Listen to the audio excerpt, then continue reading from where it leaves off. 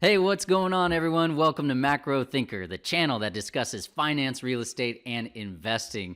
I am pumped about today's video because we are going to discuss the California housing market, which is crazy right now. Seriously, it's absolutely on fire. And to provide you with some context, the Sacramento region is currently ranked 11th out of the top 25 growing U.S. cities. There is currently about 1 month's worth of housing inventory that is available and for sale on the market today. The median home price is up over 16%, growing from $416,000 in January of 2020 to $485,000 in January of 2021. Listing agents are receiving nearly 4 offers on every home they list on the MLS. And to top it all off, interest rates have started to move up slightly, which is decreasing affordability. And that's why today's video is dedicated to helping buyers get under contract. We're going to review 5 tips that will help your offer stand out amongst the competition. And if you stay till the end of the video, I'm going to give you a bonus tip that might be the deciding factor that gets your offer accepted. My name is Lewis. Let's get it.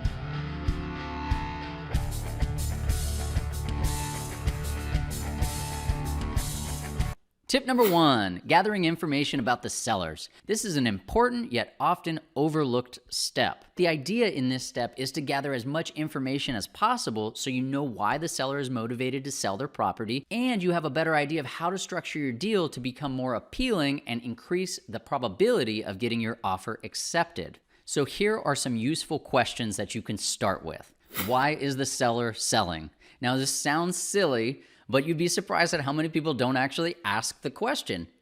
Just by simply asking the question, they might reveal some useful information. They may tell you that they're moving out of state, or the property needs too much work and they're not willing to put any more money in it. And it's revealing little tidbits of information that you can use so that you can prepare the offer properly.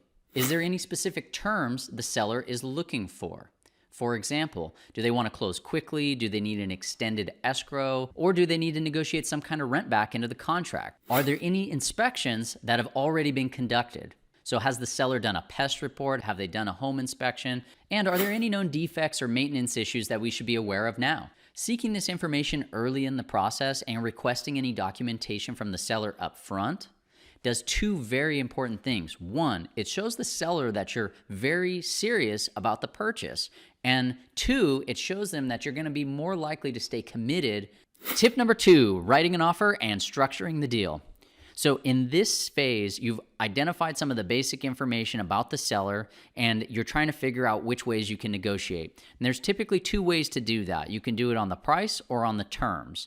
And depending on the situation and the market climate, you're going to have to figure out which ones you can swing in your favor and which ones you can't. And of course, every deal is unique and different, so you want to seek the advice of your real estate agent. But for purposes of discussion, let's take a look at an example deal and figure out maybe some ways that you could structure it in a way that might make your offer appealing to the seller. Let's say you and your agent were able to gather some basic information and you found out that the seller is retiring and moving out of state. He's not in a rush to close because he already has his living situation lined up. He's more concerned with how committed the buyer is to purchasing the home and how quickly they can close the deal. The seller has no inspection reports, but he has told you that all major appliances are in good working order. A new roof was installed 5 years ago, and the HVAC unit in the water heater is approximately 12 years old. With this information, what are a couple things you could do to get your offer to stand out?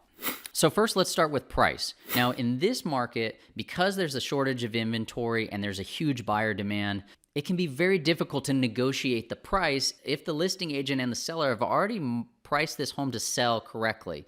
So ways to identify that is to look at price per square foot and look at comparable homes of similar size and quality that have recently sold. And then you can determine if their listing price is in line with kind of where the market should be.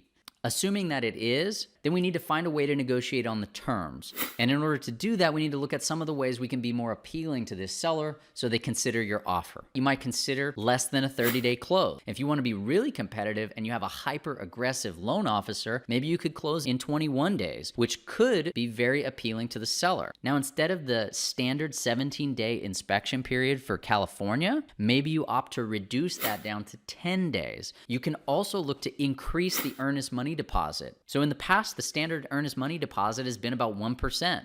but why not kick that up to 2% just to show the seller that you're more committed to the deal? Additionally, if the home needs a little bit of work, you could also considering offering to purchase the property as is, meaning you'll take possession of the property the way it is in its current condition, as is, where is, and you won't request any repairs or credits from the seller. So obviously this is not an all-inclusive list, but it does give you a general idea of ways that you can make your offer more appealing to the seller and stand out amongst the competition. Tip number 3, provide a full and complete purchase agreement. So this tip is primarily for your real estate agent, but the idea here is they provide a clean, typed copy, no handwritten, fully completed purchase agreement. You want to make sure that the listing agent's information is completely filled out, you're not missing any signatures, and all of the applicable addendums are attached. Further, when you go to submit the offer, it's always good to write a summary or provide a cover page listing the basic terms of that offer, so it's clear, concise, and easy to understand. Tip number 4, provide a mortgage pre-approval letter. Getting pre-approved early in the process is extremely important. And when you have a pre-approval letter and you deliver that to the seller or to the listing agent, they're gonna automatically take your offer more seriously because they know that you've discussed your financial situation with a lender. But there are a few key things that you can do with your lender to stand out. For example, I would highly encourage you to consider working with a local lender. The seller and the listing agent are probably going to feel more comfortable knowing that your loan officer can easily be reached and has an office right down the street. You want to make sure that you provide all necessary documents early in the process. That way, your lender can look at everything through the lens of an underwriter and identify if there be any roadblocks or challenges with being able to close your transaction. This will obviously help prevent any surprises and make the process a lot more seamless and easy for you as well as the seller. Then it's important to review any rates and fees early in the process so you know exactly how much cash to close will be expected of you. And as a little bonus tip here, I would highly encourage your mortgage professional to reach out directly to the listing agent so that they can build rapport with that agent, make them feel confident about your ability to close on that transaction. Tip number 5, provide proof of funds. This tip is fairly self-explanatory, but a lot of people don't actually do this up front. So let's say you're making an offer on a property and you're letting the seller know that you want to put 5% down, 10% down, or 50% down. The number is really irrelevant. But what isn't irrelevant is the seller wants to be able to verify that you have the funds necessary to close on that transaction.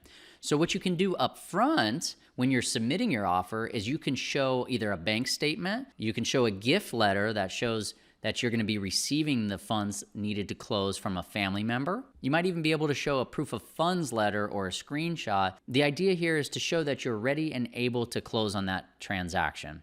As a side note, I would not provide any confidential information. So if you're going to show a bank statement that shows your available balance, what I would highly encourage you to do is black out your address, black out your account numbers, and even black out your transactions. That brings us to bonus tip number 6, which is write a letter to the sellers. And I know it sounds a little bit corny, but let's just put ourselves in the seller's shoes for just 1 second. Let's say they receive 2 offers and the price and the terms are identical. But one of the offers, yours hopefully, decided to take the time to write an offer explaining to the sellers why they love the home, a little backstory on their family, if they're from the area, the different attributes of the house that they fell in love with and why they like the neighborhood. I would venture to bet that if the seller is looking at 2 similar offers, they're probably going to lean more towards the one who took the time to explain why they fell in love with the seller's home. Now, of course, I don't have anything but anecdotal evidence here, but I will tell you from experience that I have seen this work in some cases. So if you're in a competitive market, what's the downside? Why not give it a shot? All right, so that's going to wrap up today's video. If you found the information useful, please consider subscribing by clicking this button right here and smashing that like button. When you like and subscribe, it tells YouTube to share the content with more viewers, and it really helps grow and promote the channel. Thank you again so much for watching. We'll see you on the next video. Take care.